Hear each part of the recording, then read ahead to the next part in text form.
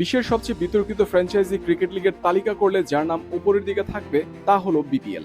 একের পর এক বিতর্ক, অভিযোগ আর অপেশাদারিত্বের দুর্নাম সঙ্গী হয়েছে বাংলাদেশ প্রিমিয়ার লিগের। বিপিএল আর বিতর্ক যেন একই মুদ্রার এপিঠ ওপিঠ।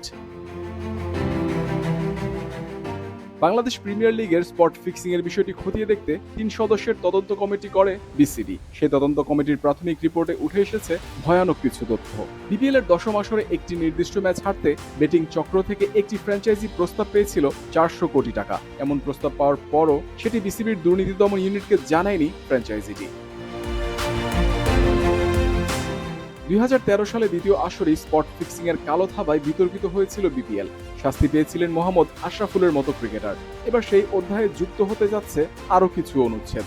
তদন্ত কমিটির রিপোর্টের চাঞ্চল্যকর তথ্য, বিপিএল এর গেল আসরে স্পট ফিক্সিং এর সন্দেহজনক ঘটনা ঘটেছে ৩৬টি। বিষয়টা যে কতটা উদ্বেগজনক তার প্রমাণ স্পট ফিক্সিং এর ঘটনায় সবশেষ শ্রীলঙ্কা সফরের দলে থাকা একজন ক্রিকেটারের জড়িত থাকার গুঞ্জন। এছাড়াও প্রাথমিক রিপোর্টে জাতীয় দলের একজন সাবেক পেসার ও স্পিনারের নাম আছে, যাদের স্পট ফিক্সিং এর সাথে যুক্ত থাকার অভিযোগ প্রায় প্রমাণিত। সব মিলিয়ে আছে ১২ জন ক্রিকেটারের নাম। অভিযোগের তীর আছে গেল আসরে অস্বাভাবিক ওয়াইড ডেলিভারি করা বোলারদের ওপরও। দুর্বার রাজশাহী, সিলেট স্ট্রাইকার্স ও ঢাকা ক্যাপিটালস ফ্র্যাঞ্চাইজির বিরুদ্ধেও আছে স্পট ফিক্সিং এর সরাসরি যুক্ত থাকার অভিযোগ। জুয়ার বিজ্ঞাপন প্রচার করে বিপুল অর্থ আয় করেছে বিপিএল সম্প্রচারকারী প্রতিষ্ঠান। গুঞ্জন রয়েছে তারাও জড়িত ফিক্সিং এ। বিপিএল নিয়ে অভিযোগের পাল্লা ভারী হচ্ছে।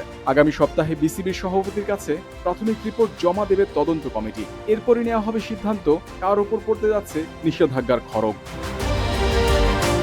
অভিযুক্ত সবাইকে নির্দোষ প্রমাণিত না হওয়া পর্যন্ত ক্রিকেটীয় সব কাজ থেকে দূরে রাখার সুপারিশও করা হবে।